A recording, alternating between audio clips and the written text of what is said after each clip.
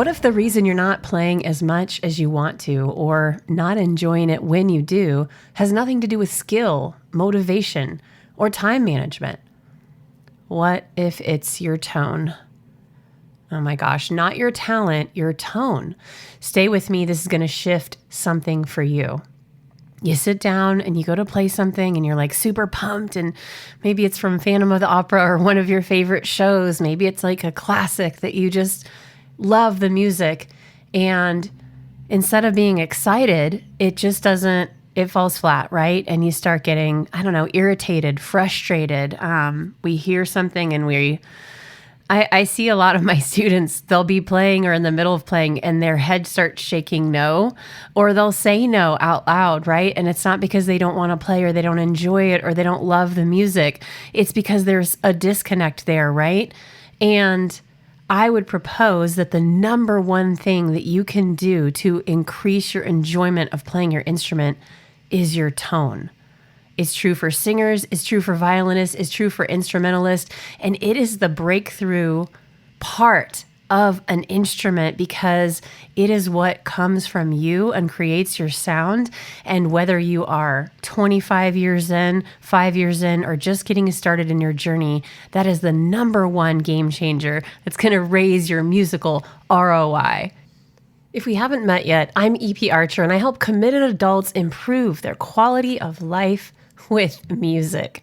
And if you want to have a better sound and that's stopping you from playing and practicing, this episode has got your back. So when you're practicing and it feels like work instead of music, or it creates frustration, or you hear yourself recorded and you cringe, not because it's the wrong notes, just because it's not the sound that you dream of, that you hear in your head, that you listen to on a regular basis, you start wondering if you're not that good, or you stop playing, or you start wondering how you could practice differently. I hope you're in that last category because there are a few fixes no matter what type of instrument or voice that you have. Let's use the violin, for example.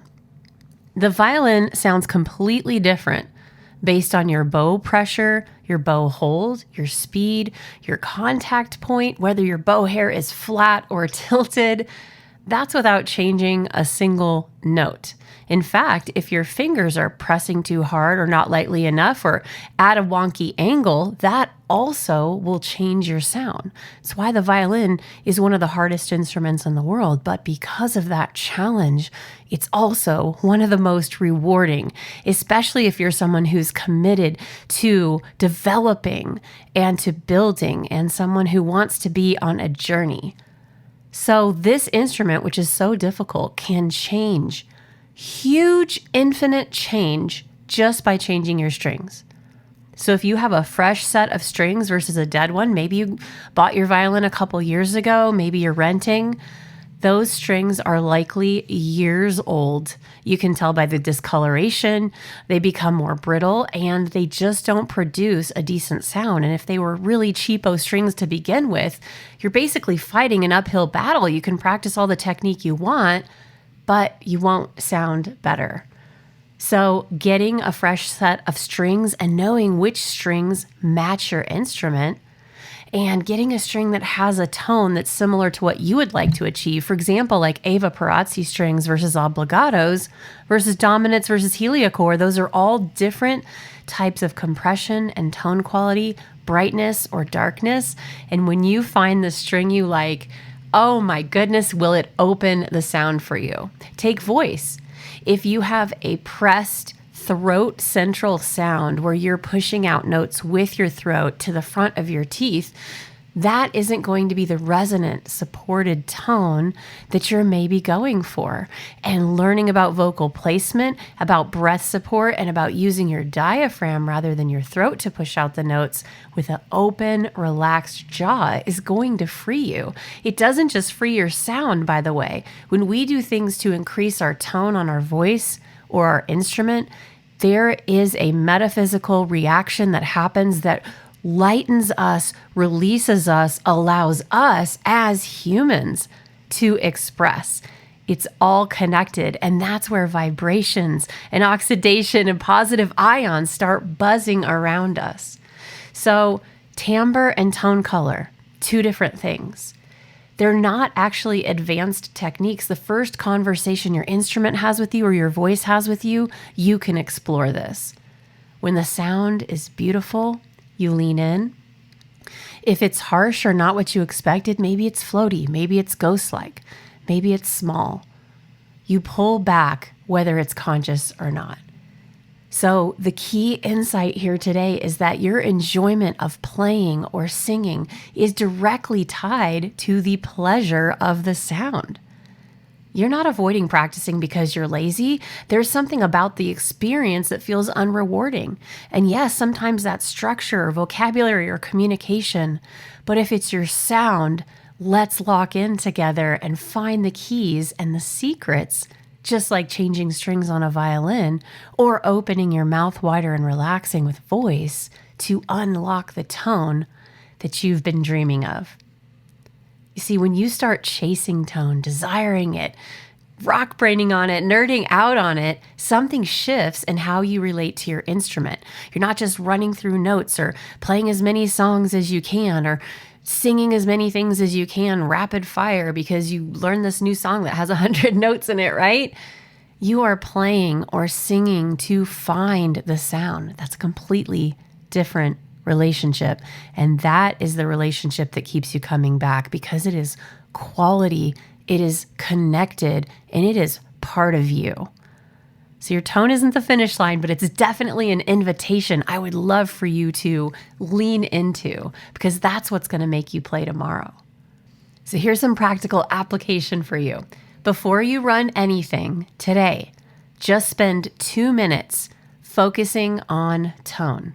If you're playing the violin, try different bow speeds, relaxed, dropped shoulder with arm weight, and an open, flexible, spongy bow hold.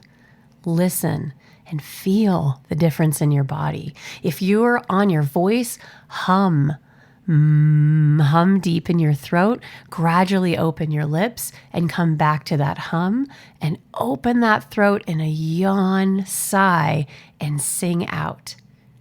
See what it sounds like and ask yourself, what does my best tone feel like? Because when we have a somatic association with what we're doing, when we know that the sound we're creating, when we associate that with a specific feeling in our body and that feeling over time is repeated and feels correct, oh man, you're going to open it up.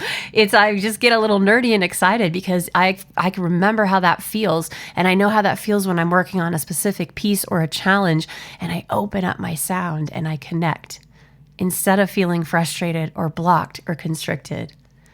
This music journey is for you, not just for your sound, but for your mental health, your quality of life, and your well-being. And these are proven in research studies. And you know what the number one key driver is in that research?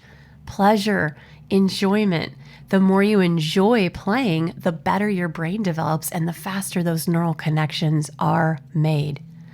And how cool is it that playing an instrument can increase your confidence, your self-esteem, make functional changes in your brain? These are all proven facts. And we're so grateful to have the research because it's not just about something technical or your sound. It is about improving your life. And that is why we are here.